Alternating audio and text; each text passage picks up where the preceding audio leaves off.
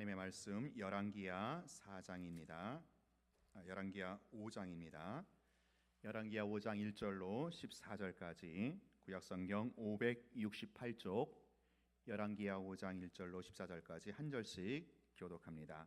아람 왕의 군대 장관 나아만은 그의 주인 앞에서 크고 존귀한 자니 이는 여호와께서 전에 그에게 아람을 구원하게 하셨습니다. 그는 큰 용사이나 나병 환자더라.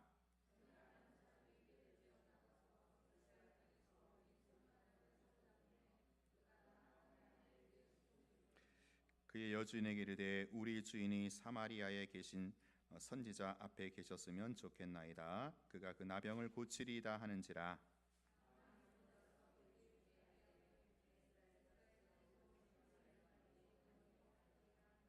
아람 왕이 이르되 갈지어다. 이제 내가 이스라엘 왕에게 글을 보내리라 하더라. 나만이 곧 떠날새 은 10달란트와 금 6,000개와 의복 10벌을 가지고 가서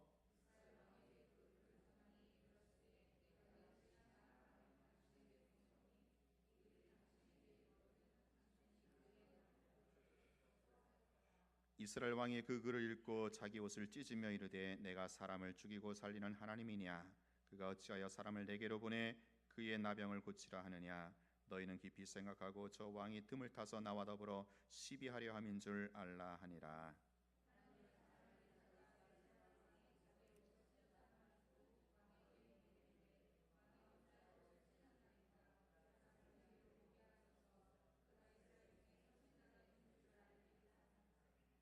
나만이 이의 말들과 병거들을 거느리고 이르러 엘리사의 집 문에 서니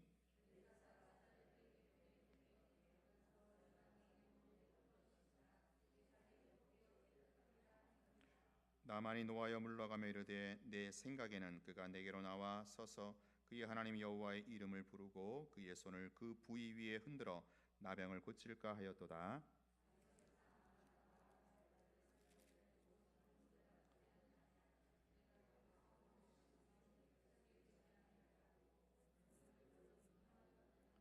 그의 종들이 나와서 말하여 이르되 내 아버지여 선지자가 당신에게 큰 일을 행하라 말하였다면 행하지 아니하였으리까.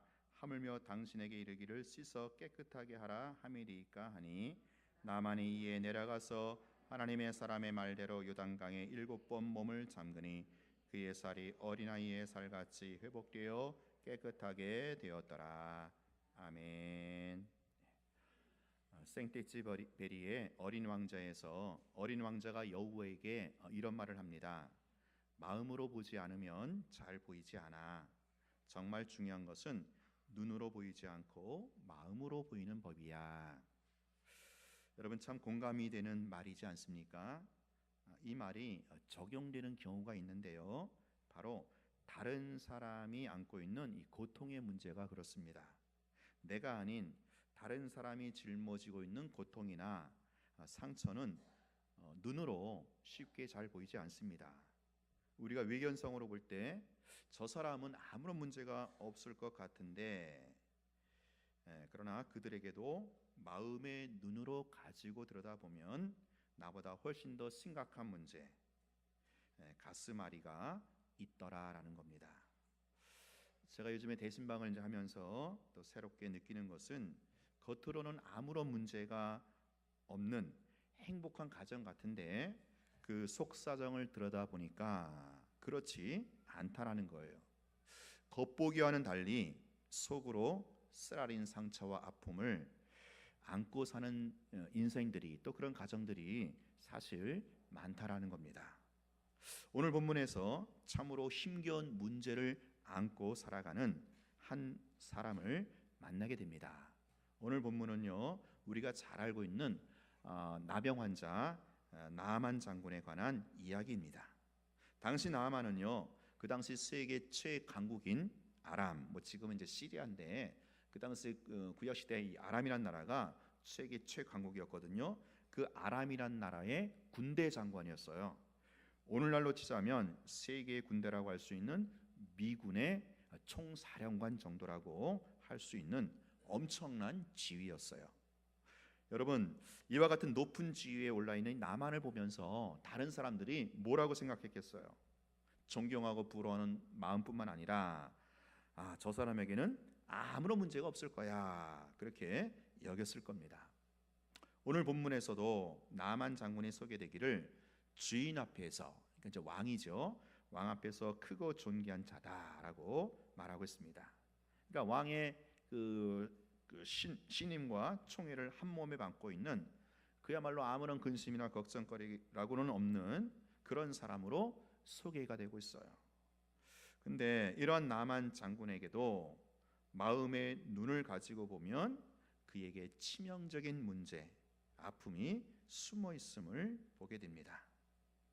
세계 최강국 군대 장관이라는 그 지위와 명성에 걸맞지 않는, 그래서 속으로 끙끙거릴 수밖에 없는 그런 고통이 있다라는 거예요. 그것이 무엇입니까? 오늘 1절에 보면 그는 큰 용사이나 나병 환자더라. 나병 환자. 나만 장군은요, 이 나병, 옛날 성경에는 문둥병으로 나와 있죠. 이 나병이라는 치명적인 중병을 앓고 있어요. 구약에서 이 나병은요, 저주와 형벌을 상징하는 불치병입니다.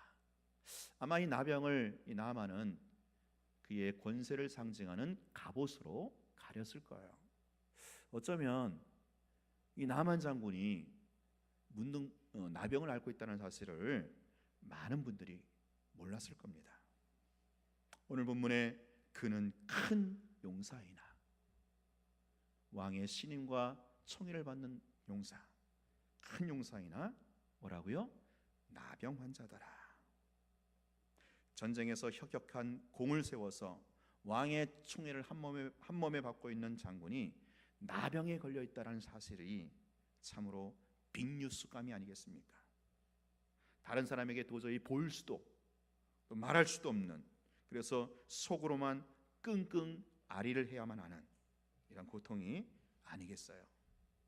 겉으로 보기에는 그저 행복할 것만 같은데, 이런 나만에게도 자기 부귀와 권세로도 어찌할 수 없는 이 나병이라는 죽음의 고통을 안고 있더라라는 거예요. 오늘 여러분의 모습은 어떻습니까? 제가 여러분이 예물을 딱 여기서 딱 보니까 고통스러운 문제를 안고 계시는 분들로 보이지가 않아요. 다들 깨끗한 옷을 입고 얼굴도 예쁘장하게 단장하고 있습니다. 미소를 머금며 교양 있게 인사도 합니다. 그러나 마음의 눈을 가지고 들여다보면 한 사람도 예의 없이, 한 가정도 예의 없이 어느 정도의 문제는 다 안고 소가리를 한다라는 거예요. 나병 환자 나아반은 바로 우리의 실존과 현실을 보여주고 있습니다. 이 나병이라는 것은 인간의 한계를 벗어난 그런 병입니다. 인간의 의술로 도저히 고칠 수 없는 그러한 불능의 난치병입니다. 오늘 우리도 우리의 지식과 경험으로는, 내가 가진 기술과 재주로는 도저히 풀 수 없는 난제들을 안고 살아가고 있지 않습니까? 이 고통은 다른 사람이 쉽게 눈치를 채지 못하는 내 영혼의 고통이고, 마음 깊숙이 꽁꽁 숨겨놓은 아픔이고 상처이지 않습니까? 여러분, 오늘 우리에게 남들에게 쉽게 말할 수 없는 이 고통과 난제들을 어떻게 해결해야 될까요? 죽음의 고통을 안고 있는 나만에게 해결의 통로가 한 줄기 빛으로 제시되고 있습니다. 그 집에서, 나만의 집에서 종으로 일하고 있는 그 이스라엘에서 잡아온 한 어린 소녀가 하는 말이, 자기 나라에 있는 하나님의 사람 선지자에게 가면 이 나병이 나을 수 있다라는 정보가 있습니다. 결과적으로 나만 장군의 문제는 이 무명의 어린 소녀 한 명으로부터 실마리가 풀리게 됩니다. 작고 하찮은 별 볼 일 없는 이 여자아이로부터 문제의 실마리가 풀리고 있다라는 거예요. 사랑하는 여러분, 여러분은 지금 어떤 문제로 고민하고 계십니까? 어떤 심각한 고통으로 속이 새까맣게 타 있습니까? 우리에게 있어서 이 감당할 수 없는 이 엄청난 문제는 의외로 아주 작고 하찮은 곳에 답이 있다라는 거예요. 우리가 쉽게 지나치는 곳에서 서광은 이미 비치고 있다라는 거죠. 내가 평소에 소홀히 하고 있는 부분에서 결정적 단서가 사실은 있는 겁니다. 오늘 여러분의 주변을 한번 돌아보십시오. 여러분의 등잔 밑을 한번 새로운 눈으로 살펴보십시오.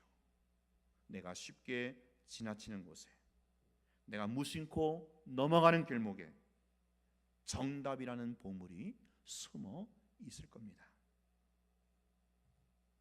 어쩌면 여러분의 가장 가까운 곳에서 항상 그 자리에 있는 그 사람, 그래서 오히려 평범하고 보통으로 취급하는 그 사람이 여러분이 떠안고 있는 그 문제에 대한 열쇠를 가지고 있는지도 모릅니다. 나병이라는 중병으로 고통스러워하는 나아만은 이제 어린 소녀의 말을 듣고 그렇게 하기로 결심합니다. 물론 이 나만이 병을 고치기 위해서 이스라엘로 가기로 한 것은 마음에 썩 내키지 않는 그런 일이에요. 왜냐하면 지금 이스라엘은요 자기네 나라의 속국이거든요. 그렇기 때문에 이스라엘에 있는 그 어떤 것이라 할지라도 하나님뿐만 아니라 선지자, 의술 그 어떤 것이라 할지라도 자기 나라 것보다 못하다, 그런 생각이 지배하고 있거든요. 자존심이 무척 상하는 일이거든요.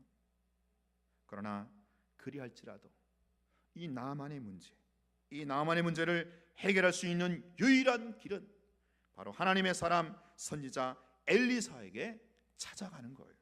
그를 만나는 거예요.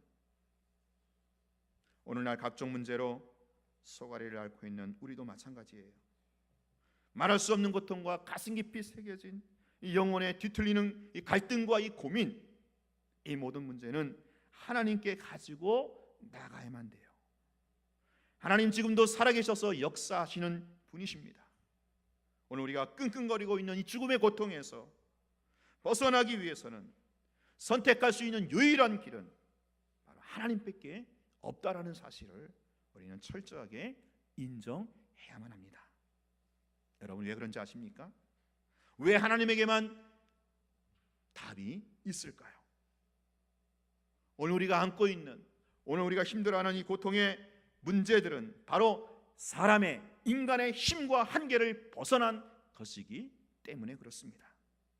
우리가 아무리 힘쓰고 애써도, 눈물 뿌리고 발버둥을 쳐도 여러분이 안고 있는 그 고통과 문제들은 오직 하나님만이 해결할 수밖에 없는 신적인 영역이다라는 거예요. 여러분 그렇지 않습니까? 여러분 사방이 꽉 막혀 있는 막다른 골목에 여러분 갇혀 있지 않습니까? 요즘에 나 자신의 한계를 부쩍이나 느끼고 있지 않습니까? 지금까지 해오던 방식으로는 별 신통한 재미도 열매도 없지 않습니까? 그렇다면 이제야말로 하나님을 새롭게 만날 수 있는 찬스라는 거예요. 내 문제와 내 고통 때문에 오히려 하나님 앞에 나아갈 수 있는 발판이 된다라는 것이죠. 위기는 곧 기회인 셈입니다. 나만 장군에게 나병이 없었더라면 그는 하나님을 새롭게 만나는 감격도 간증도 없이 그저 그런 한평생을 살아갔을 거예요. 근데 여러분 솔직히 말해서 우리가 하나님 앞에 나가는 게 그렇게 말처럼 쉽지가 않아요. 마음에 썩 내키지가 않아요. 나에게 이 생명처럼 붙어있는 이 자존심을 꺾는 길이기 때문에 그렇습니다. 지금까지 철밥통처럼 붙들고 있었던 그 무엇을, 여러분 나름대로 삼았던 우상을 포기하는 길이기 때문에 그래요. 사실은 우리 인간들이 하나님 만나는 거, 하나님 앞에 나가는 거 그리 좋아하지 않습니다. 왜냐하면 이 인간의 자존심을 꺾는 길이거든요. 그동안 자기가 쩌들어 있고 붙들고 있었던 그 세상의 것들을, 세상의 방식들을 다 내려놓고 포기하는 길이거든요. 그러나 그리할지라도 우리가 살 수 있는 유일한 길은 내 자존심을 꺾어서라도, 내가 움켜쥐고 있는 그 무엇을 포기해서라도 하나님과 직면하는 길밖에 없다라는 거예요. 하나님 앞에 그 문제를 갖고 나가야 그때야 숨통이 열리고 해결의 물꼬가 트이는 것입니다. 그러므로 내 문제를 해결할 수 있는 유일하신 분, 그분에게, 여호와 하나님께 소망을 두고 그분만 전적으로 우리는 붙들어야 하는 것입니다. 자, 계속해서 나만 장군의 행보를 보십시오. 나만 장군이 이스라엘에 도착하여 먼저 찾아간 곳은 엘리사가 있는 곳이 아니었어요. 이스라엘 왕에게 찾아갑니다. 이스라엘 왕에게 찾아가서 자기 나라 아람 왕의 편지를 줍니다. 그 편지에는 이렇게 써 있죠. 이스라엘 왕은 나의 충신인 나만 장군의 나병을 반드시 고쳐주시오. 그렇게 쓰여져 있어요. 이 글을 읽은 이스라엘 왕이 기가 막히고 놀라서 옷을 찢으며 내가 사람을 죽이고 살리는 하나님이더냐, 그가 어찌하여 사람을 내게로 보내 그의 나병을 고치려 하느냐, 그러면서 이것은 이스라엘을 공격할 빌미를 찾기 위한 어떤 꼼수다, 그렇게 이제 두려워합니다. 자, 여기서 우리는 나만 장군의 이 행보에 주목할 필요가 있어요. 여러분, 지금 죽을 병에 걸려서 지푸라기라도 잡아야 하는 이 나만이 지금 어떻게 나오고 있습니까? 아주 당당하고 거만하게 나오고 있어요. 지금 나만은요, 하나님의 사람 엘리사에게 뛰어가서 그 앞에 무릎을 꿇고 엎드려야 마땅해요. 이스라엘 왕한테 갈 게 아니라 선지자 엘리사에게 당장이라도 달려가야 합니다. 근데 지금 나만은 죽을 병에 걸렸음에도 불구하고 끝까지 자기 것을 고수하고 있는 거예요. 하나님 앞에 나오면서도 자기 체면과 자존심을 꺾지 않고 목이 곧고 뻣뻣한 백성으로 나오는 거예요.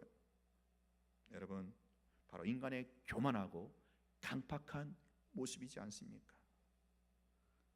하나님 앞에서도 한 번쯤 콧대를 세우고 싶은 인간의 본성입니다. 죽을 것 같으면 두 손 들고 항복하면서 제발 살려달라고 호소하면 되는데, 인간들은요, 사람들은요, 오늘 이 나아만처럼 자기 목을 절대로 숙이지 않아요. 하나님 앞에서조차. 나만이 가져온 편지를 읽고 이스라엘 왕이 괴로움을 당했다, 이 소식을 들은 엘리사가 사람을 보내가지고 나만을 자기에게 보내라고 합니다. 이 나만이 엘리사 집 앞에 도착하죠. 그런데 당연히 대문 앞까지 나와서 맞이할 것으로 알았던 그 선지자 엘리사는 콧배기도 보이지 않고 종을 보내서 저 요단강에 가서 7번 몸을 씻으라, 엉뚱한 기별뿐이에요. 드디어 나만의 분노가 폭발하고야 맙니다. 여러분, 나만이 지금 왜 분노하고 있습니까? 분명히 엘리사 선지자의 말이 하나님이 제시하신 처방임에도 불구하고 그것을 받아들이지 못하고 오히려 노를 바라는 이유가 무엇일까요? 나만 자신이 생각하고 있는 것과 지금 엘리사가 요구하고 있는 것과는 너무나도 차이가 나기 때문에 그래요. 나만 생각에는 엘리사가 발벗고 뛰쳐나와서 여호와의 이름을 불러가며 안수라도 하면서 고쳐줄 것으로 생각했어요. 그런데 엘리사는 얼굴도 내밀지 않고 그저 말 한마디 통보만 했을 뿐이에요. 요단강에 가서 몸을 씻으면 된다, 이 말을 들은 나아만은 화딱지가 나가지고 자기 나라의 요단강보다 더 깨끗한 강이 얼마든지 많다 그러면서 돌아가려고 해요. 지금 나아만은 계속해서 자기 생각, 자기 입장, 자기 나름대로의 계산을 깔고 있는 거예요. 11절에 보면 나만이 노하여 물러가며 가로되 내 생각에는 겉으로는 하나님을 향하여 간다 하지만 속으로는 여전히 자기 생각, 자기 기대를 가지고 하나님을 따르고자 한다라는 거죠. 비록 그가 어린 소녀의 그 충고에 귀를 기울일 만큼 절박한 상황임에도 불구하고 끝까지 자기 방식을 고수하려는 인간의 모습, 이 교만과 강팍함을 이 나만이 대표로 보여주고 있는 겁니다. 사랑하는 여러분, 오늘 우리에게도 하나님은요, 우리의 생각에는 이해할 수 있는 방법으로 해결책을 제시하곤 합니다. 내 방식과 내 입장으로는 도저히 납득되지 않는 방법으로 오늘 우리에게 순종을 요구하셔요. 내가 정말로 하고 싶지 않은 것, 내가 정말로 포기하지 못하고 끝까지 붙들고 있는 그 무엇을 하나님이 너 손 펴 내려놔. 때때로 하나님께서 우리 문제를 해결하기 위해서 내놓으시는 방법은 우리의 기대와 우리의 바람과는 너무 맞지 않는 경우가 얼마나 많은지 몰라요. 그때 여러분은 어떻게 하시겠어요? 하나님께서 제시하신 그 해결 방법에 나만처럼 분노를 폭발할 수도 있고요, 다음 장에 나오는 사르밧 과부처럼 순종할 수도 있을 거예요. 선택의 몫은 여러분의 것으로 남겨 있고 거기에 대한 책임과 보상도 나에게 주어질 겁니다. 이제 분노한 나만이 어떤 결정을 내었는가를 보십시다. 나만은 기분이 나쁘고 막 속상하고 열딱지가 나서 그냥 집에 돌아가려고 합니다. 얼마나 열이 받겠습니까? 이때 종들이 말합니다. 여기서부터가 반전의 물꼬가 열리는 거예요. 나만에게 내 아버지여, 선지자가 당신에게 큰 것을 행하라 말하였다면 행하지 아니하였으리까? 하물며 당신에게 이르기를 씻어 깨끗하게 하려 함이니까. 무슨 말이에요? 만일 엘리사가, 선지자가 어려운 일을 시킨다면, 큰 일을 시킨다면 마땅히 할 터인데 요단강에서 물을 씻으라는 게 뭐가 그렇게 어려운 일입니까? 어려운 일이라도 마땅히 할 터인데 그까짓 거, 아무것도 아닌 거, 쉬운 일, 그거 못할 이유가 뭐 있겠어요? 그런 말이죠. 이 말에 극적인 반전이 이루어져요. 이어지는 14절에 보면 그 13절 이어서 바로 나만이 이에 내려가서 하나님의 사람의 말대로 요단강에 7번 물을 씻으니 그의 살이 어린아이 같이 회복되어 깨끗하게 되었다. 여러분, 여기서 우리는 이 대목에서요, 나만이 순종했으므로 기적이 이루어졌다 그러면서 너무 성급하게 나만의 순종에 초점을 맞추고 있어요. 그래요, 오늘 우리도 나만처럼 내 생각과 내 입장에 맞지 않더라도 한번 믿어보자, 순종하자, 그러면 나에게도 기적이 이루어질 것이다. 뭐 그래서 이제 은혜를 받아요. 물론 맞는 말이에요. 근데 그 전에 우리가 좀 확인하고 분명히 해야 할 아주 중요한 복음의 사항이 있어요. 나만이 순종하기 직전까지 그는 분명히 분노했잖아요. 하나님 말씀을 거부하고자 했어요. 이랬던 나만이 어떻게 자기 생각, 자기 기대, 자기 입장을 다 내려놓고 순종의 자리까지 나아갈 수 있었느냐 하는 거예요. 여러분, 우리가 순종하기 싫어서 안 합니까? 그게 아니잖아요. 순종해야 되는데 이걸 알면서도 이 순종이 안 되는 거예요. 여기에 복음이 개입돼야 돼요. 복음의 개입. 복음이 먼저 선행되어야 그 복음이 순종하게끔 한다라는 거죠. 오늘 본문에서 중요한 점은 나만이 자기 생각과는 도저히 맞지 않는 이 하나님의 말씀에 어떻게 이렇게 극적으로 순종할 수 있게 되었는가 하는 그 순종의 비결이 뭐냐는 거예요. 나만이 극적으로 하나님의 말씀에 순종하게 된 그 원동력, 에너지, 그 비밀이 있다라는 거예요. 그것이 바로 13절에 나와 있는 종들의 말 속에 담겨 있어요. 종들이 나만 장군에게 한 말에 이 복음의 비밀이 담겨 있는 거예요. 이 복음이 그토록 말씀을 거부하고 분노하고 있던 나만을 극적으로 변화시켜서 말씀에 순종하는 사람으로 변화되었다라는 거죠.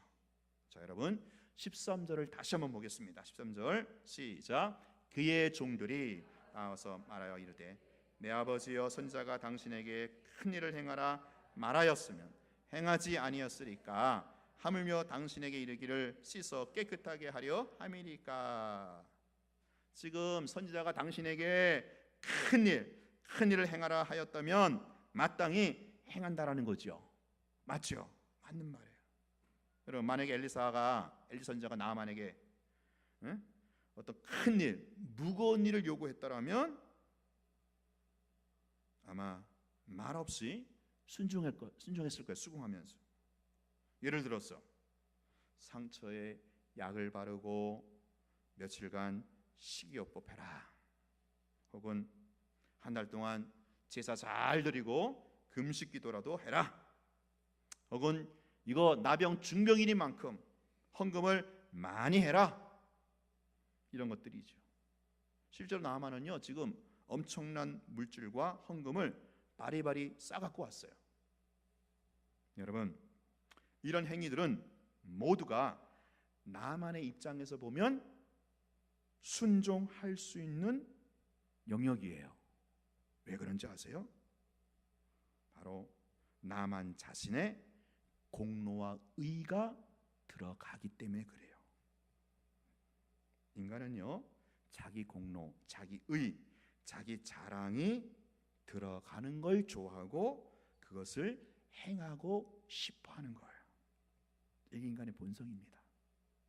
그러나 여기에 비해서 그냥 요단강에 들어가 몸을 씻으라, 이 방식은 나만에게 전혀 그의 행함이나 공로나 자랑을 요구하는 것이 전혀 아니에요. 한번 생각해 보세요. 지금 나만이 물속에 들어갔다 나오는 게 무슨 나만의 공로가 되겠고, 무슨 나만의 의가 되겠고, 무슨 나만의 자랑이 되겠습니까? 아무것도 아니에요. 근데 여러분 하나님은 바로 그러한 방법을 통해서, 그러한 방식을 통해서 역사를 하신다라는 거예요. 이것이 바로 복음이 제시하는 방법이라는 거예요. 복음에는요 인간의 의, 공로, 행함을, 자랑을 요구하지 않습니다. 오직 은혜로만, 오직 하나님의 의로만, 하나님의 역사만 나타난다라는 거예요. 네가 하는 게 아니고, 인간이 하는 게 아니고 내가 한다. 내가 한다. 나 여호와가 이룬다. 이게 복음이라는 거예요. 그걸 내가 받아들일 수 있느냐? 그걸 인정하느냐? 그게 바로 요단강에 가서 몸을 7번 담그는 거죠. 여러분, 이 하나님의 치유와 회복의 역사는 내가 뭘 했기 때문에 주어지는 것이 아닙니다.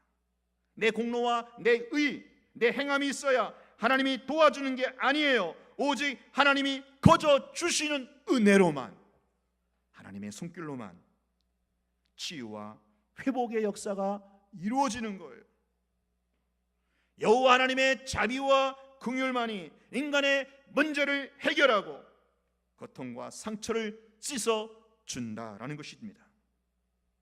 지금 이 나만의 순종과 이 나만의 치유 역사는 오직 복음으로만 설명될 수가 있는 장면이에요. 복음이 나만을 순종하게 했으며 또한 복음이 나만의 나병을 깨끗게 한 것이라는 거예요. 나만의 행위와 공로가 아닌 전적인 하나님의 능력, 하나님의 은혜, 하나님의 손길로만 나만의 고통은 해결이 됐다라는 거예요.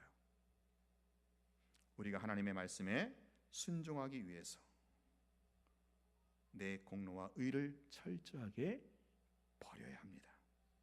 나는 하나님 앞에서 아무것도 아닌 존재, 아무것도 할 수 없는 연약한 존재이기에 두 손 들고 하나님 앞에 엎드려 무릎 꿇고 수그려야 합니다.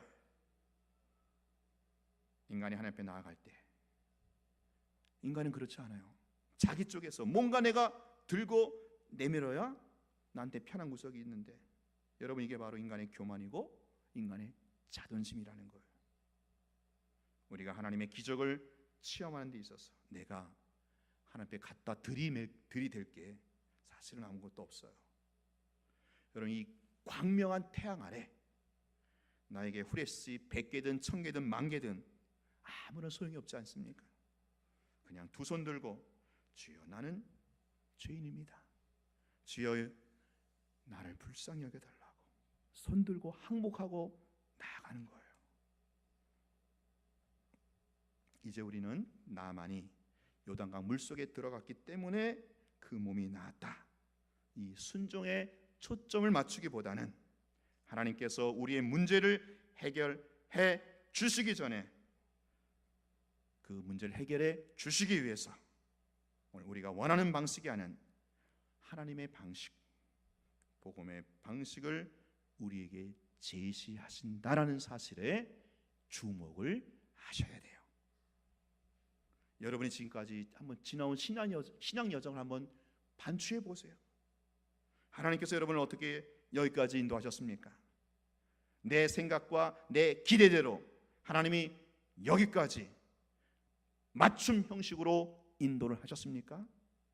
여러분의 요구와 바람대로 꼭 맞게 지금까지 오셨습니까? 그건 아니잖아요.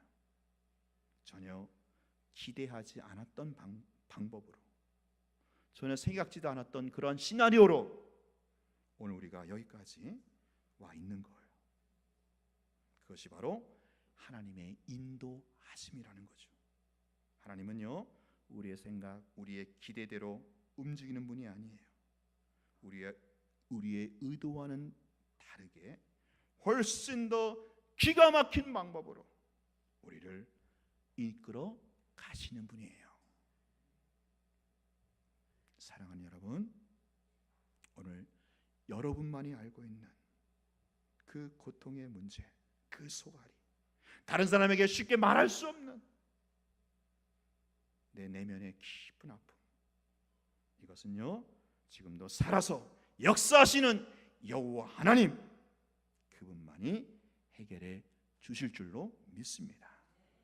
하나님만이 세상의 그 어떤 것으로도 고치지 못하는 내 아픔, 내 상처를 치료해 주실 수가 있는 거예요.